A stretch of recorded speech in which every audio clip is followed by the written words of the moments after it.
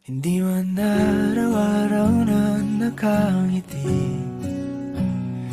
Ilang beses na rin tayong humihindi.